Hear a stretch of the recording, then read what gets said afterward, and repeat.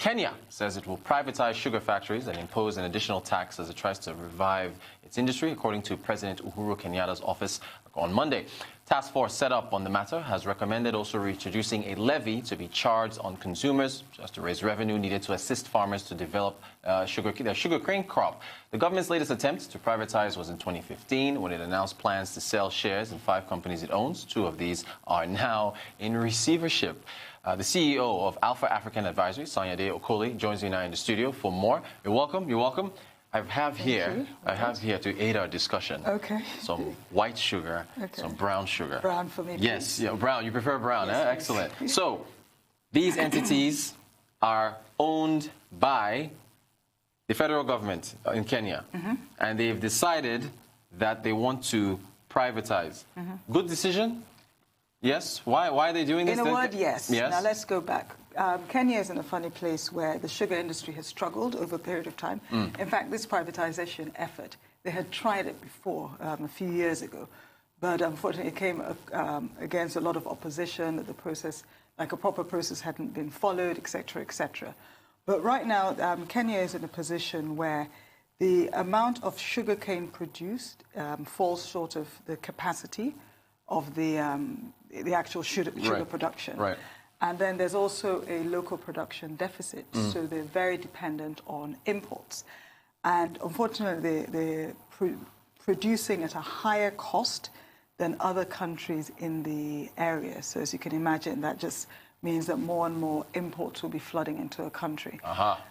Why are they privatization? Why is because the facilities, you have aging facilities, again, and government haven't been in the position to make the necessary investment in the facilities and also ensuring that you have proper management in place. Now, the levy, the tax that they want to introduce, few people like taxes because, of course, it reduces disposable income and all the sorts. But what do you think about that as far as the levy that they're planning to introduce on the sale of sugar in Kenya? To my mind, there are different ways of looking at it. As you said, nobody particularly likes tax, but I'm saying I don't. that they had the facility. Right. From that, they would have been getting income. So in privatizing it, they might be looking at, okay, how else would we be able to get some continuing income, not just the one-off that they will get from the privatization process.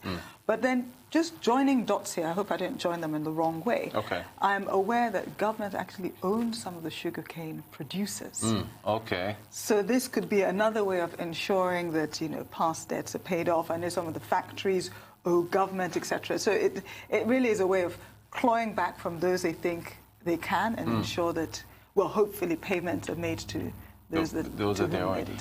Okay, so in your view, has the government of Kenya properly engaged stakeholders? I mean, I know they own some of these things, but with regards to soothing the process and transition from government ownership to privatization, because there's a lot of chatter coming out. Well, I was going to say, well, I think that yeah, you said it all. Yeah. As you know, these privatization processes are never particularly easy. What you can say is the process they've followed now versus when they tried it a few years ago is better, but there is still contention. You have some of the county governors saying that, look, you need to carry us along properly, and they're saying, well, we've ensured you have representation on the task force. But there's still pushback, both from sort of general, society, but also from some of the politicians. And unions. Yes, and part of that is because the land that some of these factories are on are old community land. So they're saying, look, we gave you this land for a fixed period for a particular use. You can't then just, fine, by all means sell the machinery, but you don't have the right to sell our land. Wow, and that's going to complicate a few issues. But to my mind, maybe because I'm in financial advisory, no, I just think it's about structuring. There's always a structure for you to be able to achieve what you're trying to achieve. Everybody just needs to be sensitive, be aware of what the real pain and trigger points are. Right. Take different stakeholders' concerns into consideration and pull together a structure that works for everybody. It doesn't have to be a zero-sum game. Okay. One of the issues with privatization, and I believe you and I talked about South Africa a while back, whether it was Eskom or South African Airlines. to most people, with privatization comes job losses, right? As opposed to, with regard to the transition, we're moving from one into the other. Is that a concern that is, keyed into some of the opposition that the government is seeing? And how do you... It would be, but I like to look at it a different way. Yeah.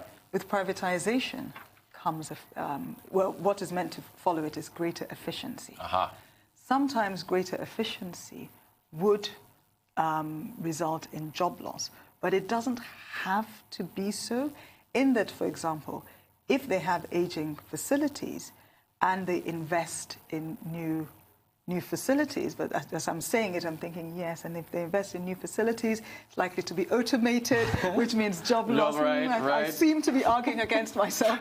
But it is what it is. It is what it is. It doesn't always have to be like that. Right. And again, you can manage the process. It doesn't have to be immediate. Right. But at the end of the day, they're not producing enough for the local market. Kenya is very reliant on imports. They're looking at the FX considerations, etc. And they do need to make the production of sugar in Kenya more efficient. Otherwise, they can't compete with imports. Can't work. Okay, well, I want to get to Namibia in a second. However, should we privatize the entire world and phase out governments from business completely as we know it? I think you know the answer to that, which is clearly no. We'd like to, but we can't. Oh, we can't do it. But, it's this whole thing that we all know. Government, really, their role is to create the enabling environment that allows business operators thrive. That really is it. And where we have issues is where government strays from creating that enabling environment and tries to operate. You know what I mean? It's like the CEO leaving his desk and trying to go to the shop floor to work the machines. To work the machine. You can do that just to get a sense of what it's like to work the machines, but he can't stay there, because if he does, then who is running the overall business?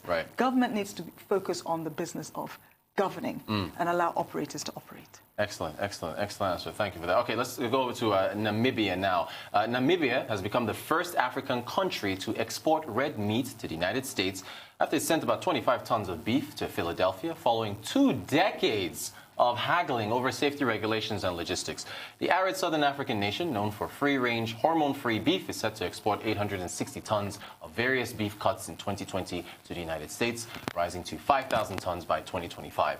The United States tops the world's list for red meat consumption per head. We are still, of course, with the CEO of Alpha African Advisory, Mrs. Sanyade Okoli. So this tiny little country with the unfortunately I don't have any red meat. I couldn't bring any meat. They wouldn't allow me bring any red meat on set. It's not unreasonable. How are they able to pull this off? How are they able to get this, pull this off with the United States? Bottom line, high standards. So Namibia has managed to get themselves to a position where they are known for high animal health standards.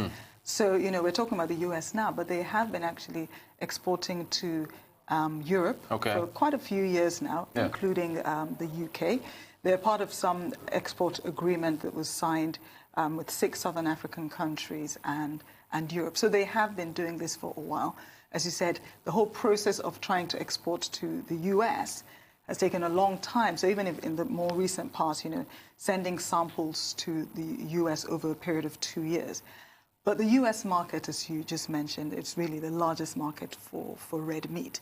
So for them, even though, of course, they'll still be a relatively tiny exporter vis-a-vis the overall US market, but for them, just to broaden their market, especially in the context of Brexit, et cetera, has to be a good thing. Now, okay, this thing took 20 years, almost 18 to 20 years. Why didn't they give up? Was it that they just knew it's a large market? There's a lot of export proceeds to come from this. They knew what the end goal was. How is it they just didn't give up? I mean, it's wild. Honestly, I don't know, but what I will say is respect to them. Because, I just feel like, okay, inspired, you're doing something, 5, 10, just keep going. But the reality is, they must have been in communication, i.e., this is the position, they get feedback, they make changes, they get feedback, etc. Do you see what I mean? Yes. And as a result, high standards. And really, we shouldn't expect to be able to play if we don't want to follow rules. Right. It really is that Very simple. true. 20 years, that takes us to what? The Reagan administration? I mean, that's Reagan, Clinton, Bush, yeah, the 2 Bushes, Obama. That's a long time. It's a long time. Okay, what does this mean for other African nations to see? Again, Namibia is 2 million people. You can fit them inside Lagos easily. Even Lekki, maybe. There goes I know the size thing. The Nigerians, like, yeah. Okay. Giant of Africa thing, right? They export meat to the U.S. and we're not. Very true to put us back in our place there. But, what does it mean for other nations? Because we produce meat. Ghana, all these other nations produce meat. What's the example to... It's about standards. So for me, the fact that they can now export to the U.S. tells me that the U.S. has a certain level of confidence, not just in their standards today, but that they also have the processes and the systems in place to be able to ensure consistent, high quality of the meat, right?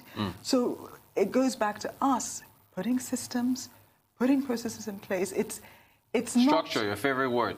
You know that already. Yeah, it's about structure. Right. Because otherwise you don't have the confidence. If you think about the whole immigration issue between Nigeria and the U.S., when you peel back, what the U.S. is saying is that Nigeria, as at today, do not have the structures in place that give me the confidence that all the people coming into my country, especially on a more permanent basis, have been properly vetted. Okay, so what does this now mean? I don't know if this has any relevance, but what does this now mean for the African Continental Free Trade Agreement? We're supposed to be, putting together growing intra-African trade amongst ourselves. I mean, but it looks like for countries like Namibia and others, there's still, and I think Botswana is part of that arrangement you mentioned with the EU. They're also exporting meat. Okay, so we only got a minute left, but what does it mean for that? I mean, if they're still focused on larger Western markets, what about intra-African trade? So I'm not sure if you realize, but another favorite word of mine is about competition. It really is about competition. It's about, who's going to where they get the highest value for their meat. If they think they'll get the highest value from Nigeria, believe me, they'll send it to us. But if they think that the US or Europe is a larger market, that they will pay them more for their, as you said, it is still a small country, so there's a limit to how much they can produce. It's about they'll flow to value. Alpha Africa Capital Head, Sanyade Okoli, thank you so much for joining us and giving us your insights on all things sugar, meats, and trade within Africa and outside. Thank you so much.